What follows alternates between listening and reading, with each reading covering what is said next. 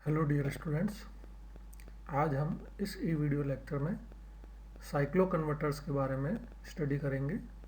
Subject code I305।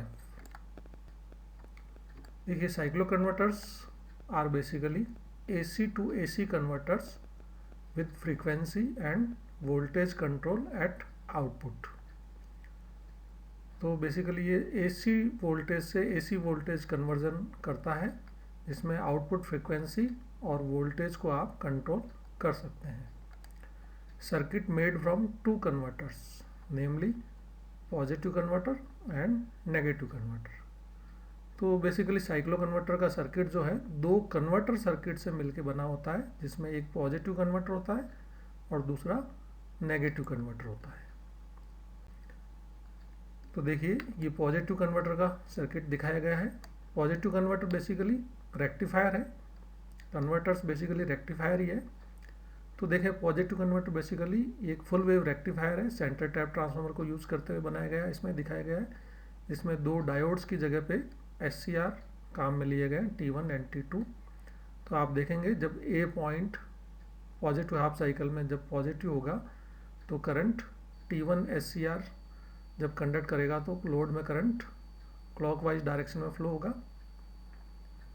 Negative half cycle में point B जो है ये पॉजिटिव हो जाएगा, तो SCR T2 से लोड में करंट एंटी क्लॉकवाइज डायरेक्शन में फ्लो होगा। तो लोड में आप देखेंगे कि एक ही डायरेक्शन में करंट फ्लो हो रहा है, तो आउटपुट वोल्टेज भी एक ही डायरेक्शन में मिलेगा दोनों हाफ साइकिल में। ये यहाँ पे देखिए वेव फॉर्म दिखाई गई है। इनपुट वोल्टेज AC है, output voltage full wave rectified आपको मिलेगा। तो इस तरह से देखेंगे, पॉजिटिव कन्वर्टर आपको full wave rectified output positive voltage load में सप्लाई करेगा। उसी तरह से नेगेटिव कन्वर्टर देखें, तो नेगेटिव कन्वर्टर में SCR के डायरेक्शन रिवर्स हो गए हैं। तो उससे क्या फ़र्क पड़ेगा, जब पॉजिटिव हाफ साइकिल में पॉइंट A जो है पॉजिटिव होगा, पॉइंट B नेगेटिव होगा। तो अब SCR T4 कंडक्ट करेगा और देखिए लोड में करंट का डायरेक्शन रिवर्स हो गया है। उसी तरह से जब नेगेटिव हाफ साइकिल हो जाएगा तो पॉइंट A नेगेटिव होगा और पॉइंट B पॉजिटिव होगा। तो नेगेटिव के केस में देखिए, क्योंकि SCR का डायरेक्शन रिवर्स कर दिया अपन ने, तो लोड में करंट इस साइड में फ्लो होगा।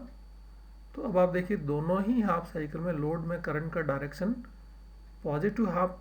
पॉजिटिव कन्वर्टर में जो था उसके रिवर्स हो गया है। तो आउटपुट में आप देखिए wave form full wave rectified मिलेगी, लेकिन वोल्टेज की पोलरिटी जो है वो रिवर्स हो जाएगी। तो दोनों ही हाफ साइकिल में फुल वेव रेक्टिफाइड आउटपुट मिलेगा, लेकिन पोलरिटी जो है वोल्टेज की रिवर्स हो जाएगी, इसलिए ये नेगेटिव कन्वर्टर कहलाता है। अब देखिए, दोनों कन्वर्टर को अगर आप मिला दें, पॉजिटिव कन्वर्टर और नेगेटिव कन्वर्टर को मिला दें, और फिर देखें कि मान लीजिए आप फर्स्ट 2 साइकिल तक पॉजिटिव कन्वर्टर को चलाते हैं, तो आपको DC output full wave rectified मिलेगा पॉजिटिव पोलरिटी में। अगले 2 साइकिल आप नेगेटिव कन्वर्टर को चलाते हैं तो आपको फुल वेव रेक्टिफाइड आउटपुट मिलेगा, लेकिन नेगेटिव पोलरिटी के साथ में। तो आउटपुट वेव फॉर्म क्या होगी, ये डॉटेड लाइन से शो कर रखी है। तो देखिए, आउटपुट वेव फॉर्म AC होगी, आउटपुट वेव फॉर्म AC होगी, और लेकिन इसकी फ्रीक्वेंसी जो है आप देखिए कितनी हो जाएगी।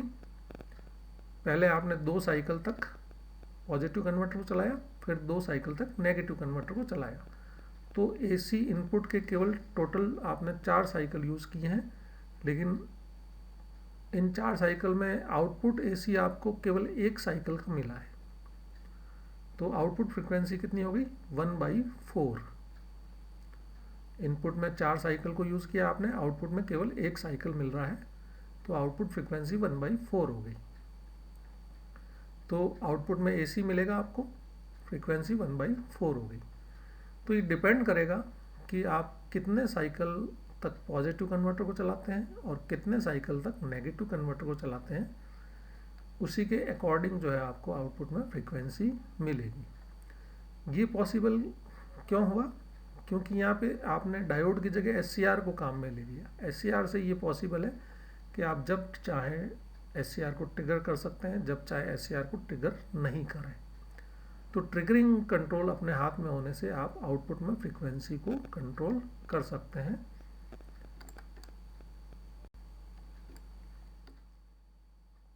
इनपुट वोल्टेज दिखाया गया AC। अब देखिए, मान लीजिए आप एक साइकिल पॉजिटिव कन्वर्टर चलाते हैं, नेक्स्ट एक साइकिल आप नेगेटिव कन्वर्टर चलाते हैं। तो पहले एक साइकिल में आपको पॉजिटिव वोल्टेज मिलेगा, फिर नेगेटिव वोल्टेज मिला, फिर एक साइकिल आपने पॉजिटिव कन्वर्टर चलाया, फिर एक साइकिल नेगेटिव कन्वर्टर चलाया। तो इस तरह से आउटपुट में आपको ये डॉटेड AC वोल्टेज मिलेगा, स्क्वायर वेव फॉर्म मिलेगी। और फ्रीक्वेंसी कितनी हो जाएगी? क्योंकि एक साइकिल आपने पॉजिटिव चलाया और एक साइकिल नेगेटिव चलाया, तो 2 साइकिल यूज़ किए, उन 2 साइकिल में आउटपुट वोल्टेज आपको एक साइकिल मिला, तो फ्रीक्वेंसी हो गई 1/2। आउटपुट की फ्रीक्वेंसी जो इनपुट की फ्रीक्वेंसी थी उसकी आधी रह गई। उसी तरह से मान लीजिए 2 साइकिल आप पॉजिटिव कन्वर्टर चलाते हैं और 2 साइकिल नेगेटिव कन्वर्टर चलाते हैं, तो आउटपुट में फ्रीक्वेंसी हो गई इनपुट की 1/4। तो इस तरह से फ्रीक्वेंसी कंट्रोल करना आपके हाथ में है, कितने साइकिल आप पॉजिटिव कन्वर्टर चलाते हैं, कितने साइकिल नेगेटिव कन्वर्टर चलाते हैं, जिसमें पॉजिटिव कन्वर्टर और नेगेटिव कन्वर्टर दोनों को ही full wave rectifier bridge circuit काम में ले लिया है और वापस से वही सर्किट बना दिया। बेसिकली वही सर्किट है, केवल सेंटर टैप की जगह पे ब्रिज कन्वर्टर काम में ले लिया है, जो कि SCR यूज करते हुए बनाया गया है। तो सर्किट की वर्किंग उसी तरह से होगी, कितने साइकिल आप पॉजिटिव कन्वर्टर चलाते हैं, कितने साइकिल नेगेटिव कन्वर्टर चलाते हैं, उसी के हिसाब से आपको आउटपुट फ्रीक्वेंसी लोड में मिलेगी। पॉजिटिव कन्वर्टर को 2 साइकिल चलाते हैं, नेगेटिव कन्वर्टर को 2 साइकिल चलाते हैं, तो आउटपुट में 1/4 फ्रीक्वेंसी मिल जाएगी। उसी तरह से अब इसमें सर्किट में वेव फॉर्म में देखिए कि फायरिंग एंगल भी कंट्रोल साथ में कर सकते हैं। मान लीजिए आपने फायरिंग एंगल कुछ ले लिया, मान लीजिए 30 डिग्री ले लिया है, तो देखिए फायरिंग एंगल के साथ में आउटपुट वेव फॉर्म दिखाई गई है। यहाँ पे आप ये देखिए इनपुट के 1.5 साइकिल को काम में लिया है। 1.5 साइकिल को आपने पॉजिटिव कन्वर्टर चलाया और 1.5 साइकिल को नेगेटिव कन्वर्टर चलाया है। तो देखिए फर्स्ट 3 हाफ साइकिल्स में पॉजिटिव डायरेक्शन में वोल्टेज मिला, नेक्स्ट 3 हाफ साइकिल में नेगेटिव डायरेक्शन में वोल्टेज मिला, तो आउटपुट फ्रीक्वेंसी 1/3 हो गई। अब फायरिंग एंगल कंट्रोल करने से क्या फ़ायदा हुआ? फायरिंग एंगल आपने डिले कर दिया, तो उससे क्या होगा, एवरेज वोल्टेज जो होगा वो कम हो जाएगा। उसी तरह से नेगेटिव डायरेक्शन में भी एवरेज वोल्टेज कम हो जाएगा। तो फायरिंग एंगल कंट्रोल करने से आप आउटपुट AC जो मिल रहा है उसका वोल्टेज कंट्रोल कर सकते हैं। फायरिंग एंगल डिले कर दीजिए, वोल्टेज कम हो जाएगा। फायरिंग एंगल एडवांस कर दीजिए, जैसे 0 कर दिया, तो मैक्सिमम वोल्टेज आपको मिल जाएगा। तो इस तरह से इसी के साथ में फ्रीक्वेंसी कंट्रोल के साथ में फायरिंग एंगल भी कंट्रोल करने से आप आउटपुट वोल्टेज AC का कंट्रोल कर सकते हैं। तो देखिए सेम सर्किट दिखाया गया, ब्रिज सर्किट साइक्लो कन्वर्टर का, पॉजिटिव कन्वर्टर, ये पॉजिटिव कन्वर्टर, ये नेगेटिव कन्वर्टर। अब डिपेंड करेगा कि आप कितने साइकिल पॉजिटिव कन्वर्टर चलाते हैं। जैसे इसमें 4 cycle positive converter, 2 cycle positive converter और 2 cycle negative converter, 4 half cycle हो गए।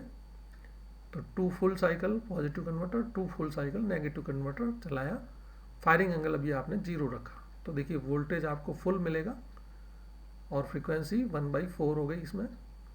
अब आप देखिए फायरिंग एंगल मान लीजिए आपने 60 डिग्री कर दिया, तो एवरेज वोल्टेज यहाँ ज़्यादा था, यहाँ देखिए एवरेज वोल्टेज कम हो गया, फायरिंग एंगल 60 डिग्री कर दिया, तो एवरेज वोल्टेज आप कंट्रोल कर सकते हैं। फायरिंग एंगल और ज़्यादा डिले कर देंगे, एवरेज वोल्टेज और कम हो जाएगा।